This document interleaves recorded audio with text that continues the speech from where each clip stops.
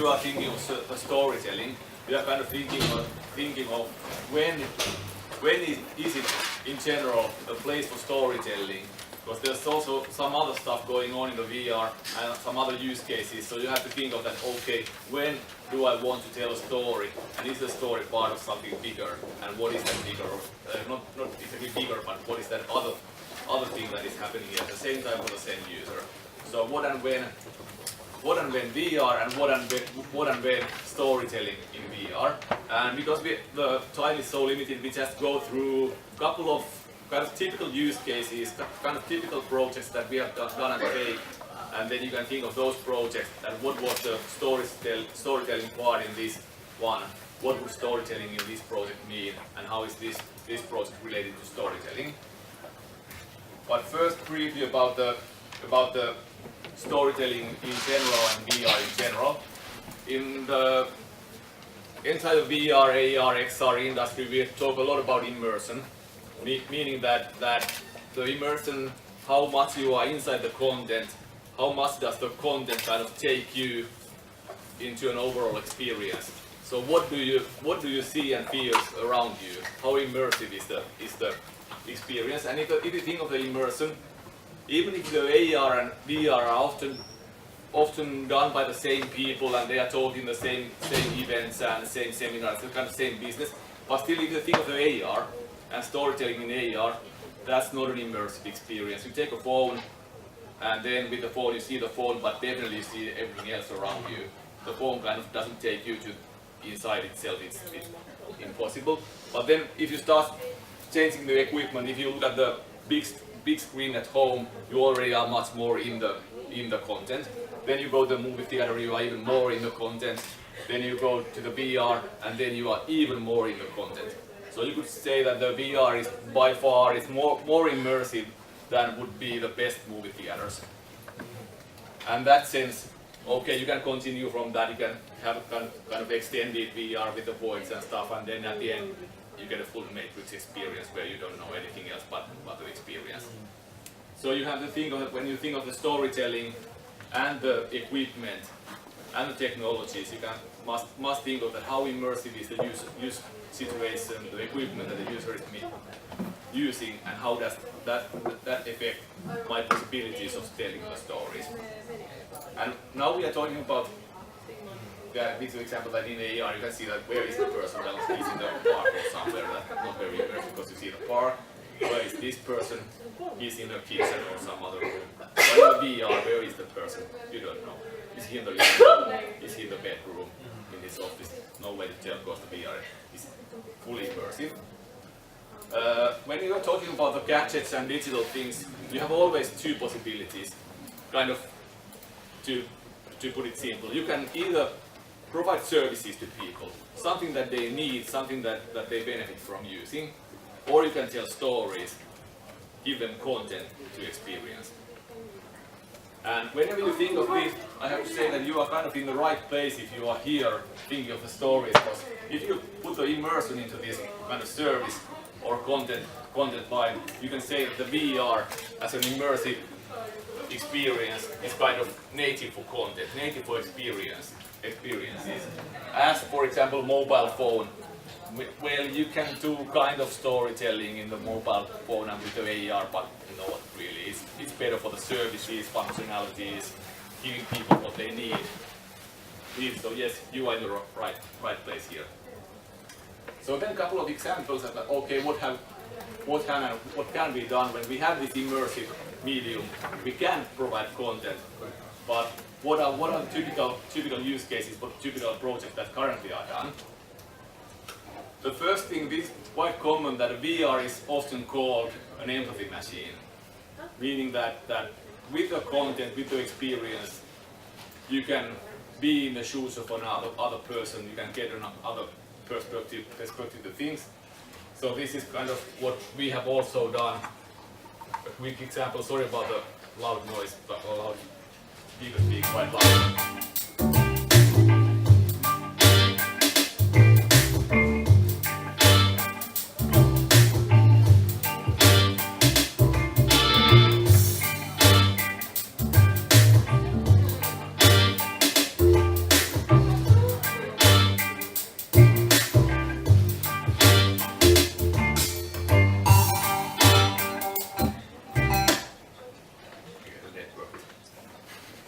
that is fine. Yeah, sorry about that.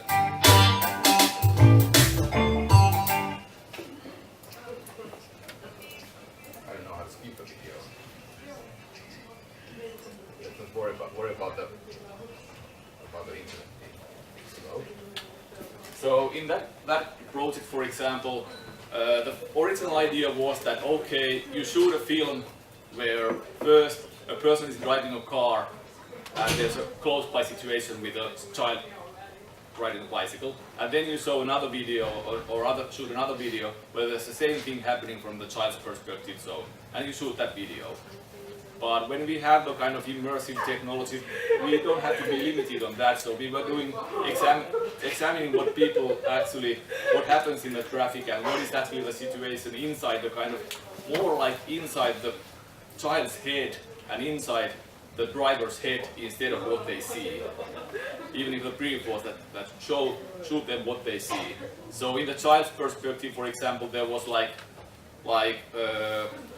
the cycling way doesn't look like cycling way, it can look like a river, and the trees can be like whatever characters from their books and something like that. And in the adult's view, when the driver was driving the car, there was he was seeing like shopping lists and memos of what he has to do in the next vacation and things like that. So that is something that is very typical for the VR, that try to think of a way that how can you communicate what people are kind of thinking inside their head and show that. Then another typical thing that is done a lot in the VR is learning by doing. So give people kind of experiences which simulate the things that they need to use. For example, equipment they need to use and stuff like that. Let's see if the video is any better. Or actually the network.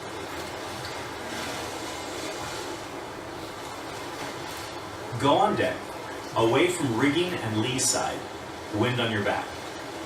The procedures for firing a parachute rocket are printed in English and in picture format on every rocket. You must read and follow these procedures.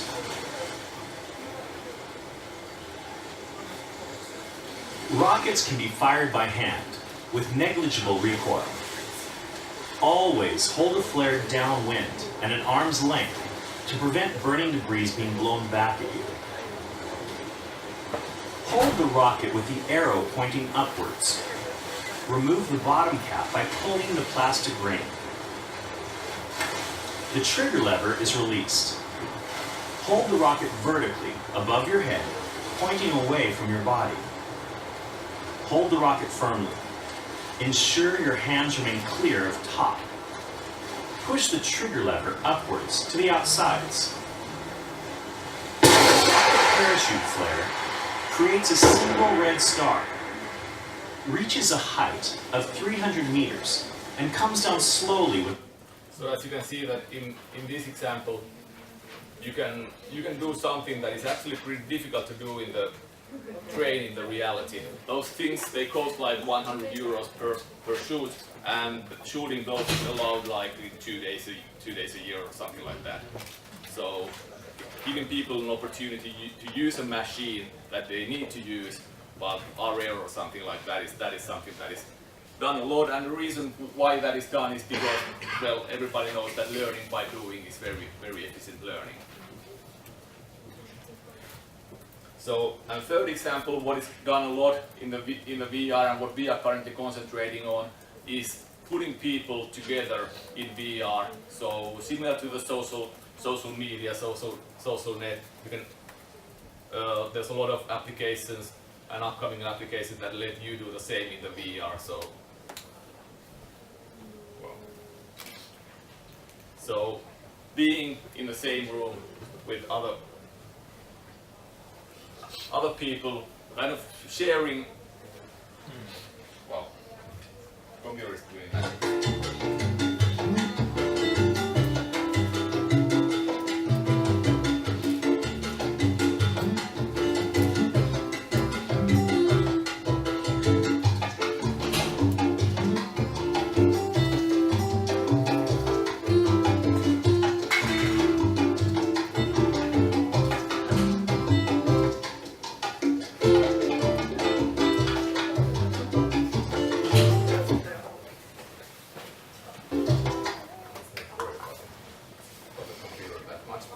So those were the basically kind of 3 examples that you can do. You can like use the immersion and tell the stories, and in that make use the kind of empathy that you can create in the stories. But then on the other hand, there's a lot of when people are putting the VR headset on, there's often some kind of training happening. And in that training situation, you on the other hand have to think of that hey, if I have to teach something, is the story the way to teach, or is learning by doing the way to go? And then on the other hand, if you are having some kind of environment that people want to experience, is it best to experience alone, or would it be more efficient to kind of share the same virtual environment, the same things that you see and experience together with other people? So, and after you can kind of have figured out that, okay, what do you need? Do you need to learn by doing, or do you want to have something that people can share together? Then you can decide that, okay, well, how does this relate to my kind of story? And I would say that currently those were the 3 examples. But what is happening nowadays is that you are mixing those 3. So you have to think of that if you are telling a story, which can be like 360 video camera shot story, but anyway, nowadays that story is often kind of part of an application that also includes learning by doing and maybe people discussing together. So your video can be an intro which everybody experiences before they do something to learn something, or it can be an intro video that they see before they are in the same room and start discussing what they just saw. Or it can be a video that people in the room which they share and where they discuss, they can jump into like, hey, let's go and see this video and come back here and then share that. So that is kind of what is new for the VR, was doing only the videos, so that hey, this is the video, I experience the video, and that's it. Then I remove the headset. That's not like putting the headset on is always a kind of huge task for the person mentally. So whenever they put the headset on, it's wise that they do a lot of stuff there. Not only watch the video, but also learn by doing, and also share the experience with others. So make your own mix. Think that what part is my story? How does my story relate to the other things that a person can do and will do after my story, or during my story, or before my story? So that's basically my truth. Yes, thanks.